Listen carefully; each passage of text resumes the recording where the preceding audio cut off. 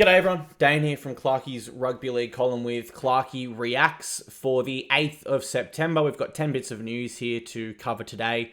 Bit of an exciting day, bit of a lackluster day at the same time, but I'm excited to be here, so let's dive straight on in. First piece of the day, guys, we have Bronson Xerri. The former Sharks centre is around 12 months away from making his return to the game and has instructed his management to begin identifying potential suitors for his signature. This is via Brent Reed at News Corp. Really interesting one here. Bronson Xerri, obviously, before he was suspended, was on fire. A great rookie season. I believe he played 15 games that year. He was one of the best outside backs up and coming. You had players like Clint Gutherson declaring he'll definitely play for Australia one day. Everyone was really high on Bronson Xerri, and rightfully so. One mistake took that all away, obviously taking the performance-enhancing drugs to accelerate his comeback from a shoulder surgery, I believe it was, or a shoulder injury. Where will he land? I think it's a little bit too far out to begin discussing this at the moment. Anything would sort of be speculative. His suspension is still 12 months away. His suspension ends 2023 November.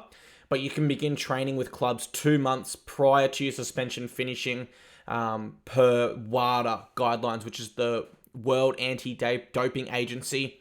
He does share the same manager as Benji Marshall, who at that stage will still be an assistant coach of the Tigers, but given he's the future head coach, I would imagine he has pretty big pull there. And I think that's probably a move that makes sense. The Tigers are a little bit thin on outside backs. I think that's where you will see Bronson go. The other thing that we'll see Bronson go, I believe, could be to an elite club like the Roosters. Because he's coming back, potentially it won't be on big money. And if you're the Roosters, I mean, if you can sign someone like Bronson Xerri for $200K, worst case, he's in reserve grade playing great footy for you. Best case, you're contending for another comp with an elite centre.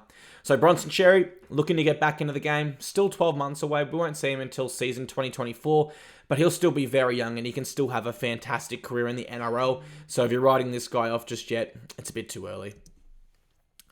More news here, guys, via the NRL website. No journalist. This was an NRL release. Murray Taulagi from the North Queensland Cowboys has officially re-signed with the club until the end of 2026. I love this. Locking him down long term. I mean, he made his Origin debut this year. He's in fantastic form. Arguably one of the form wingers of the competition. And I'm actually going to check, did I have him in any of my 1, 2, or 3 teams this year? Because there's been quite a few quality wingers this year. And I didn't actually find room for him. My wingers this year in my top 3 sides were Alex Johnston, Corey Oates, Taylor May, Joseph Suali'i, Selwyn Cobbo, and Ronaldo Mulatalo. But I do think if you had Murray Taulagi in one of those picks, I wouldn't disagree with you too much. He's been superb there. Made his Origin debut till 2026. Great move by the Cowboys. They are building very nicely up in Townsville. And it's a great sign that young players that are hitting the peak of their career are wanting to re-sign long term. To me, that shows the players have a shared vision with Todd Payten. And they believe under him they can go to great places. Damien Cook via the NRL website, journalist Brad Walter. He says today that he's prepared to fight for his Kangaroos hooker jersey and that he's going to use the final series to show Mal Meninga why he's the man for the job. All year I had Damien Cook as and this is part of every week or every fortnight I do a rolling Anzac lineup, so Australia and New Zealand. And all year I've had Damien Cook as my hooker. Only recently, maybe 3 weeks ago, I think it was, because he's missed the last 2 weeks in a row, I actually did take him out. I changed my starting hooker to Ben Hunt and my 14 to Harry Grant. Now, this is flip of the coin stuff, right? I don't think there's a right or wrong answer, and any way the Kangaroos go is going to be great. Ultimately, I think it might come down to what sort of footy Mal Meninga and his coaching staff want to play.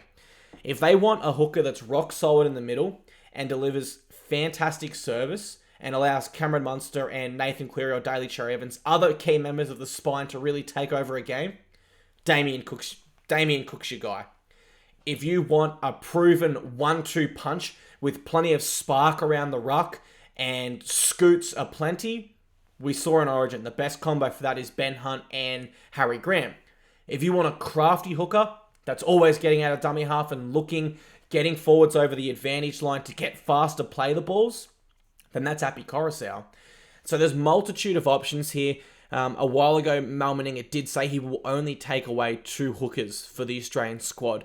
And for me, Damien Cook did show in Origin. He's not the best at 14. It's not his best position. For me, he's either a starting 9 or you don't have Cookie in your lineup at all. Just because you can put a much more versatile player in that 14 jersey, like a Nico Hines or a Harry Grant, to really come on and have that impact. And so at this stage, Damien Cook's not in my Australian Kangaroos 17, guys. But as I did say, it really depends what sort of style of football the Kangaroos want to play. I think that'll dictate who's selected, because there is genuine pros at selecting every single player that I mentioned, and not many cons. We've got a story here regarding Cody Walker from Fox Sports. Journalist not applicable. This was staff writers. The Rabbitohs 5'8" is set to delay talks to re-sign with the club until after the season. I'm not in a state at... Let me go again. Sorry, guys. I'm not in a state at the moment to be worrying about that contract sort of stuff until there's no more footy games, Walker said. He said that to reporters today. Sorry for bungling that quote. I'm trying to read the screen and the text is a little bit small from where I am. But the key message... Cody Walker will not re-sign with Rabbitohs this year. Doesn't seem like much of a story, right? But it is. It is because he's off contract at the end of 2023, which means under the NRL's current rules, he can formally sign with an NRL club from November 1st this year. Now, that does give... Let's say Souths are eliminated this week. That gives them plenty of time to sort it out. Let's say Souths go through to a grand final... Then they're starting to run short on time, right? And then we could see a situation where the Dolphins jump in without hesitation, offer Cody Walker $1 million. Is he worth $1 million? No, but they don't have a marquee player. He could be a marquee player. And Wayne Bennett has publicly admitted Cody Walker is the most skillful player he's ever coached. And you got to think he's coached Wally Lewis. There you go. Wally Lewis, Alan Langer. He's coached the best of the best around the whole world. He's coached Australia internationally, New Zealand, England, Origin. And he believes Cody Walker is the most skillful. Now, if Souths were to make the grand final, that would be the 2nd of October. So let's say Souths make the grand final 2nd of October.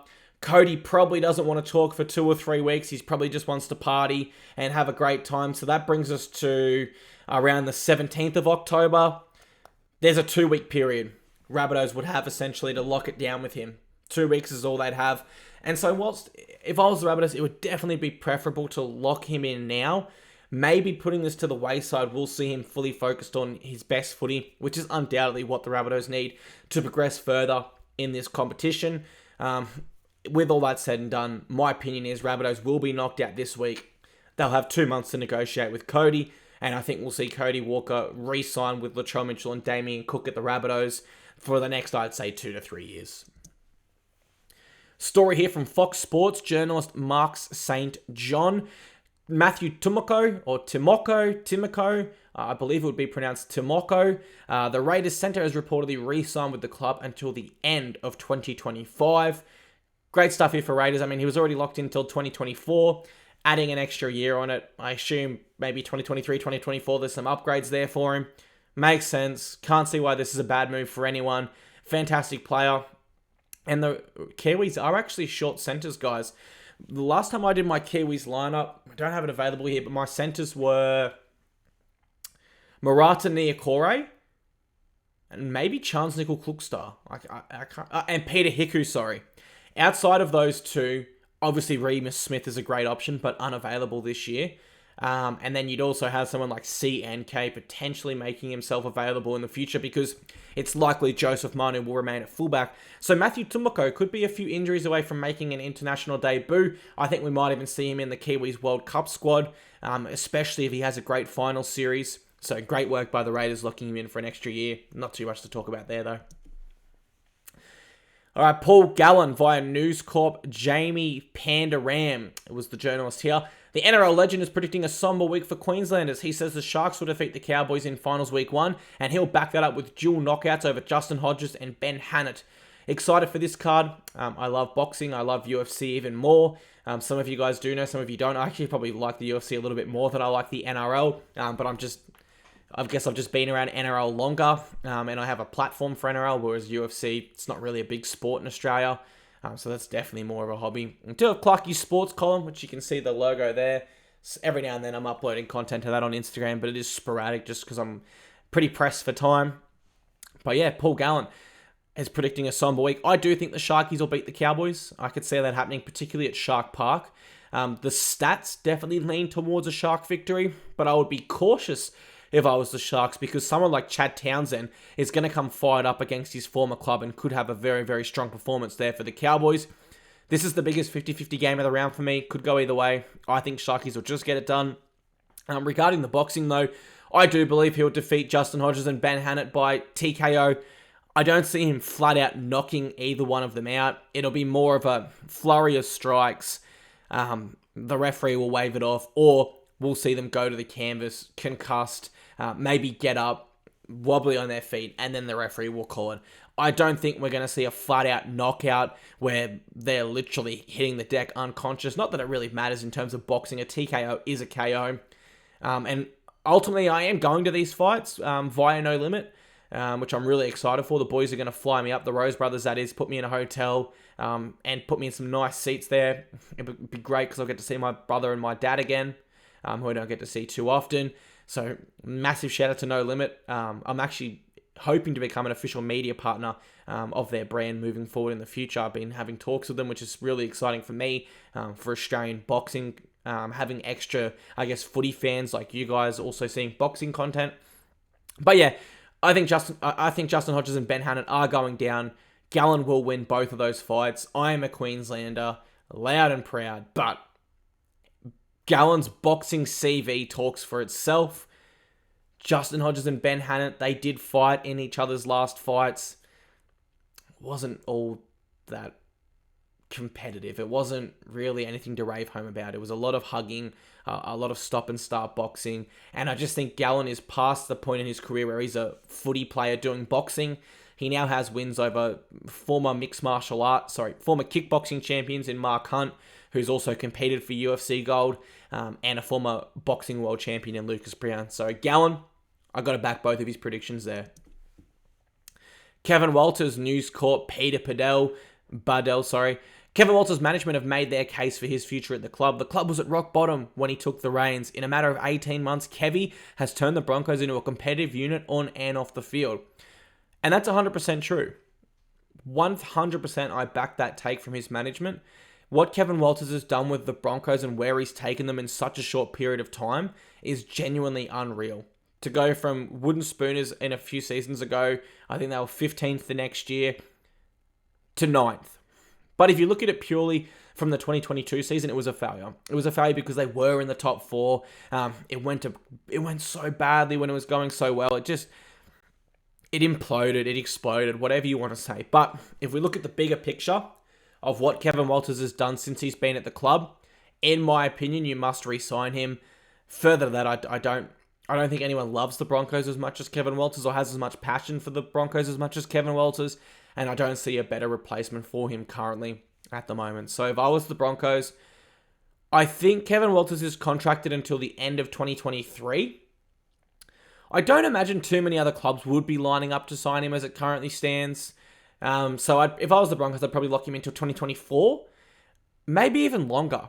Because the thing is, if you're a club these days, you just protect yourself with clauses. If you miss the top 8, you can be sacked and we don't have to pay you out. If you have this many losses in a year, you can be sacked for a 25% payout. Protect yourself financially, put those clauses in there. If you're Kevin Walters, what are you going to do? Not sign the deal? I mean, he's more or less got to sign it, right? He wants to be an NRL coach. He loves the club. In a way, you can almost hold him to ransom with clauses. So if I was the Broncos, I would definitely be looking to re-sign Kevin Walters. I can't see a reason why you wouldn't. The club has definitely improved from where they were under Anthony Seibold to where they are now under Kevin Walters. And the best part is the future's looking bright because they have so many great young players and a very, very young roster that will only continue to improve. More news here regarding Taylor May, and it's tough, right? Because I've actually had some personal interactions with Taylor May in the past, and I've since I don't know how to get into this, but it's tough for me to have an opinion on this, and I'm probably going to withhold a lot of what I really want to say. I just don't want to offend people. I'm past the point where I just don't want to hurt people's feelings or offend people. So I'll try to be reserved in what I'm saying here, because the conversation I'd be having right now with my friends, and probably will have with my friends on the weekend when we watch UFC regarding this, will be very different to what I say here. But here goes. So this is via Twitter, Gus Gould. I would read you the full tweet, but I'm actually blocked by Gus Gould on Twitter. So I don't think I'll be able to do that. Maybe, actually no, I can open on the web browser where I'm not blocked. So this is Gus Gould's official tweet here. Why argue over when Taylor May's suspension should be served? Why was he suspended at all?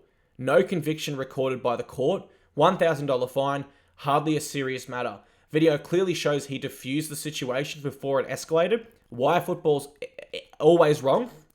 May should be congratulated. What is... At some stage in life, you have to take responsibilities for your actions. I've stuffed up so much for my life, and at times I have not taken responsibility for my actions. And now that I'm a bit more older, I'm 25 now, I'm genuinely ashamed by a lot of those moments, because it takes a real man to own up. And when you weren't up to scratch, or when you fell short of the standards you expect of yourself or others expect of you, when you let people down. And I'm not saying Taylor May hasn't, but having people come out and say this stuff doesn't help him at all. The same situation with his brother, when he released the videos of sexual activity with a female, and he uploaded the Instagram caption saying, "They threw dirt on my name and from the soil I grew."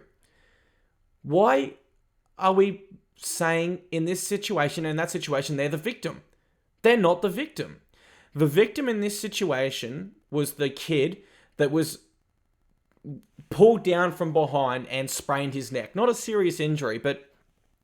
And by reports, he was being a pest and filmed Nathan Cleary without his permission, so I can definitely see, being a younger dude myself, I'd be peed off by this. But you're a role model, and you can't do this stuff if you're an NRL player. Back to Gus Gould's tweet. I mean, why was he suspended at all, Gus Gould says? No conviction recorded by the court. Yeah, but he was found guilty of assault. If I'm found guilty of assault today, guys, I'm probably going to jail. So are you guys. We're not getting $1,000 fine. Is it double standards? Maybe, I don't know. But I just think $1,000 fine with no conviction recorded doesn't mean what he did was okay, and that he should avoid suspension. Gus Gould says it's hardly a serious matter. That's true, but it could have been.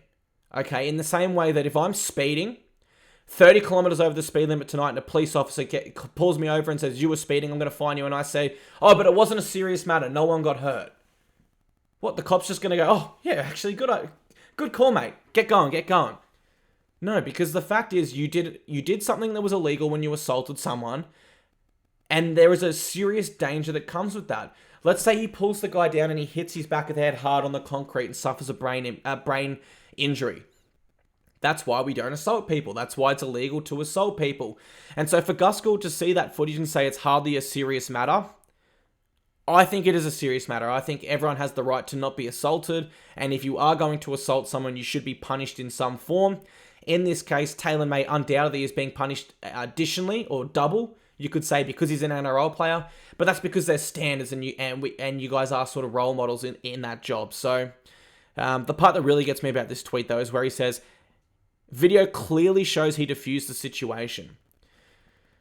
Now, I've done training for deployments in the Australian Defence Force where we did a lot of de-escalation training. How to de-escalate a situation, bring the room down, bring someone back. We didn't learn how to slam people from behind.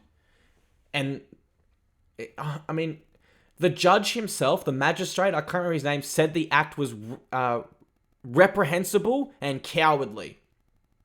And Gus says May should be congratulated. Yet, someone who is literally committed his whole life to studying the law, understanding the law in the court of Australia, says it was reprehensible and cowardly. But to Gus, he should be congratulated. I don't know. That just doesn't add up for me. That just really... It really doesn't add up for me.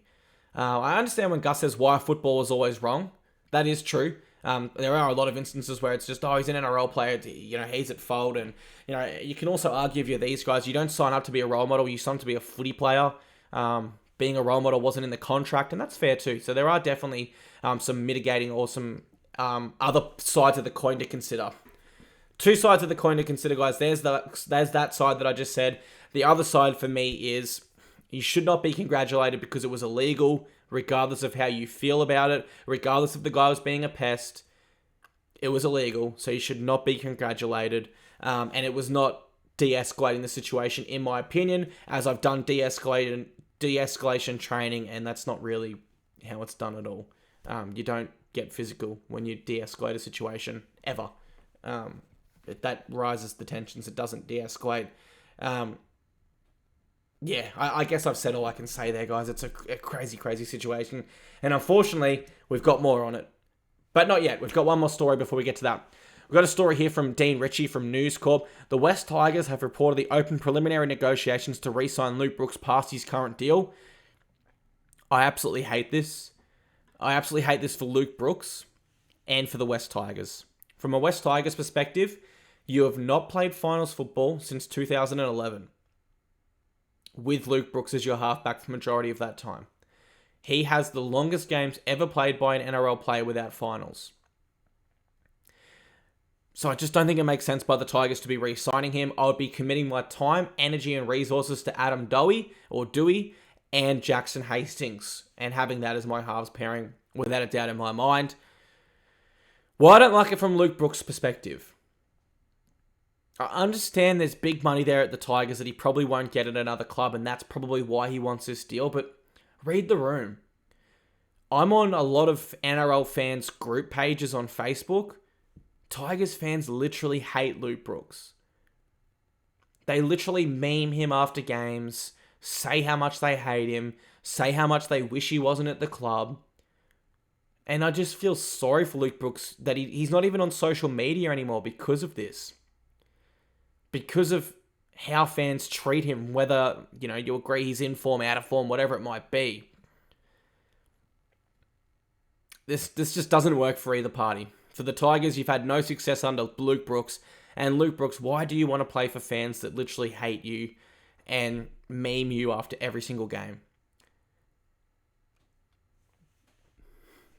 It has to be the money. I'm not sure why else. It's really confusing, but I don't like this at all, guys. I think I've laid out my reasons pretty clearly there. And finishing the news, guys, we are creeping up on 25 minutes here. Peter V'landys has revealed the decision not to suspend Taylor May until 2023 was for the fans. For the fans. Why penalise Penrith fans for an indiscretion that the player did? Well, because that's how the NRL's always worked. It's not about the fans, it's about keeping order. E.g., the fans want to see Lindsay Collins play finals, right? But he's not allowed because he accidentally did a hip drop tackle. So if we're for the fans, Peter V'landys, why are we suspending players for accidents, but allowing players to play for intentional acts of being found guilty of assault? I don't get that. He goes on to say the person that should be paying the penalty is the player, and May will. No, he would pay the penalty by missing finals games. That would hurt him much more than missing 2 games in 2023. It's just an extra 2 weeks off to start the season. Because he will miss 2 matches, and this is the part I've got to call out as a joke, and a substantial part of his salary. He was fined $3,750 by the NRL. He's probably on $200,000. Let's do the math here, guys. Let's say he's on a modest deal of $200,000. Divide that by 3,750. 3,750 goes out 53 times. 53 times. Do you know what I mean? He's being fined 1/53rd. The equivalent is if you and I miss 1 week of work. That's not substantial. The definition of substantial, of considerable importance, size, or worth. Considerable importance, size, or worth. You really think he's going to care about losing what the equivalent is of you and I losing 1 week's work of pay in the terms of what his contract is? I don't think so. And so I think that wording there is very poor by V'landys, saying substantial part of his salary. And I definitely disagree with when he says that it's for the fans. Because if it was for the fans, then we would just eliminate suspensions in finals altogether, right? No suspensions in finals. If you do an act on or off the field during the final series, you just serve it next year. And then it's fair for everyone. It's not pick and choose. I did say yesterday, guys, I want the NRL to come out and explain this decision. They've come out and explained this decision, and I somehow disagree with it even more now. Head scratcher. And head scratcher, inconsistent, not fair to the Roosters who have Lindsay Collins sidelined right now. What about their fans? If it's for the fans, Peter, what about all fans? I think it's very, very unfair. But that's Clarkey Reacts for the 8th of September, guys. That is all the NRL news for today. Let me know what you think about this video, guys. Are they going too long, too short? Am I rambling too much? Do you want me to prepare more points before and, get to it? Or are you happy with me sort of reacting live on the spot and just being something maybe to listen to in the background? Thanks for tuning in, guys. I will see you all again tomorrow with Clarkey Reacts for the 9th of September. And if you're still here at this point of the video, I just got to say I really do appreciate you. I'm enjoying getting the thoughts off my mind every single arvo so far. And if you're still here listening to me say this now, drop a comment. Drop a comment with the code word folder. That's the code word folder. And if I see folder in the comments, I'm gonna give you a big love heart on your comment. Thanks, guys.